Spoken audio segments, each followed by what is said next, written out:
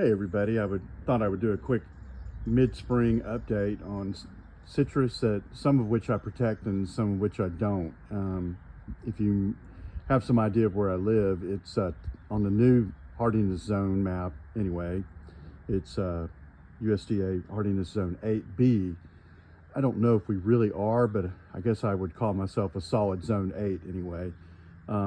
Typically our temperatures are going to drop to upper teens, low 20s, and an average winter, whatever that is. And about once a decade, we're going to drop to the lower teens or even down to 10. So most mainstream citrus would need to be protected really every year. So what I'm going to highlight today is citrus that I do protect.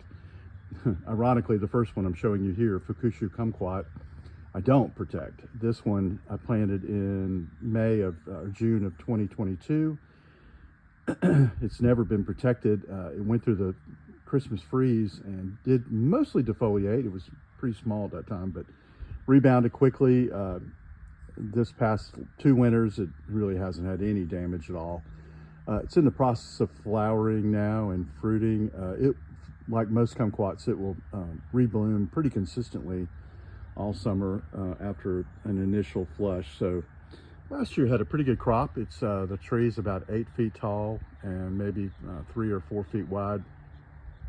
It's a good one. I like Fukushu. I have to say I like Miwa a little better in terms of flavor, but this one is really good out of hand and makes an excellent marmalade. So anyway, this is one I don't protect, but we're going to move on to the ones I do. First one is Tango, and Tango is an irradiated Murcott, which is an old variety from Florida primarily. Has excellent flavor. Ripens kind of mid-season for Florida in January.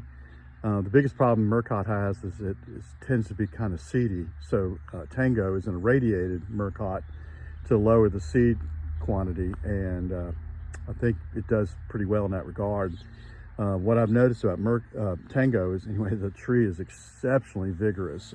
I planted this one in the summer of 2023. It did go through the winter of 23-24 unprotected. Had a little bit of damage, but not too bad. I think the low that winter was about 17. So it's pretty cold hardy. I did protect all of these last winter as needed. So really came through the winter without a blemish. Had a lot of blooms. And it set a fair amount of fruit, as you can see. How many of these will actually grow to maturity, I don't know. Right now it has quite a lot, and I don't want to, I'll be happy if it just keeps some.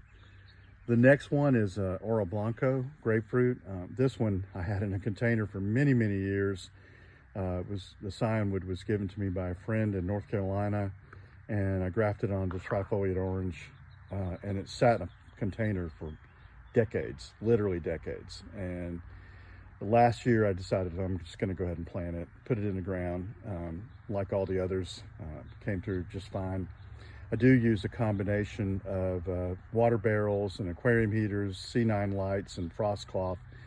Maybe a little overkill. Some of the things I had are actually blooming in the winter time, but my goal is to keep it, just to keep the foliage from getting damaged. Oro Blanco is a good one from my area because even though it's pretty hot here on the south side of the house, most grapefruit require a tremendous amount of heat to fully ripen. And Oro Blanco is a grapefruit pomelo hybrid, so it doesn't require as much heat to get sweet. I'd say the biggest drawback for Oro Blanco is it tends to be something of a shy bearer. You see a couple fruit right there where it just finished blooming. If it keeps a half dozen fruit, probably will be the most it's ever produced for me this year, but I enjoy them even if there's just one. So the next one is Moa 8, and Moa 8 is a clementine by Moa Blood Orange. It originated in Italy, and this one has done really, really well. Had a ton of blooms on it.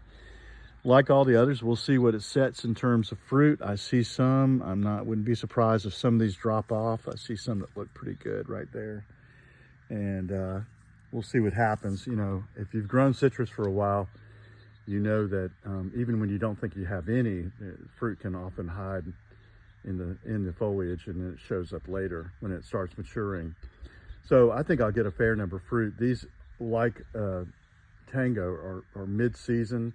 They tend to hit a peak around January, early February. And when they do, the juice and the fruit are blood red and just really, really nice. One of my favorites. I really love Amoa 8. Coming down, a couple that I planted pretty small, and so they did bloom. They did bloom a little bit. I probably won't let them hold any fruit. They're just so tiny. This is Glen Navel. I wanted to have a good sweet orange, so I've got two. So these did protect as needed, and they came through the winter beautifully, even at their small size. So that is Glen Navel, and next to it is Hamlin, which I had a Hamlin when I lived on the coast, and Hamlin's an early ripening juice orange, but it's great out of hand too. It's just a kind of a great common sweet orange. I really like it. So both of these are moving along nicely. Got some good scaffolding branches forming, and like I said, they did bloom, had a few blooms. If they set any fruit, I probably won't keep them, just to let them put their energy into growth. And then next to it is another tiny little Miwa that I put in there. This is Miwa Kumquat. It was really small when I planted it, and so Miwa's pretty tough. I kind of threw a cloth over it this past winter on occasion when I was down flirting with the teens, but I didn't really protect it that heavily, and Miwa is pretty hardy, so it came through fine. And next to it is an Owari Satsuma. This is when I grafted myself on the trifoliate. Like the Oro Blanco, it spent some time, not as long, but some time in a container before I planted it. Actually did plant this one in June of 22 and kind of protected it, not very well, in the Christmas freeze. It did survive, and it seems to be growing really, really well now. It did bloom, and it's still blooming, as a matter of fact. It set some fruit, and it's of a size now. I'll let it hold a couple fruit and see how they do. And Owari was one that was a favorite in our family when my children were little and growing up. We had one right by the driveway, and they used to pick them coming in the door from school, and a great way to have an after-school snack. And we'll finish it up with a quick look at the Meyer lemon. This one was already in the ground. I'm going to say this one has been in the ground here probably for 8 or more years. The previous owners planted this, and the owners told me they didn't protect it. So amazingly, it survived about 5 years on its own without any protection. When we bought the house, it didn't look great, and I kind of resolved to take better care of it since I had it, and it's done really, really well. I can reach up about 8 feet. You can see right there. Now I cut it back to it in the winter. If you've seen my previous videos, you can see where I cut it back right about here. Let's see, right about there, all the way around. Just kind of shaved it off right there, so I could protect it pretty easily. And this is what it's grown this since the beginning of the season. You can see all this.